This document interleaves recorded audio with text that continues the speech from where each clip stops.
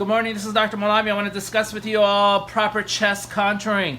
I'll just show you some guidelines. We got the clavicle, we got the mid-sternal line, and we got the nipple and areola. So what we're talking about is creating an armor plate that has straight lines, pentagonal shape, as I always say. Straight line, straight line, straight line, straight line, straight line. This is the infraclavicular dip or triangle that we don't want to fill. We want to take out where the minuses are, where they're in the axilla, right in the breast area where we have gynecomastia. Same thing on the other side. Take out in the negative zone, axilla, where the gynecomastian prominence is, which feminizes the breast. But in addition, what we want to do is strengthen the borders. So we're going to add fat, add fat, add fat, add fat, right in this lateral deficit, as well as in this little area here that'll help square off or pentagonize this breast and creating a nice armor plate chest that is flat but strong with straight lines. Thank you.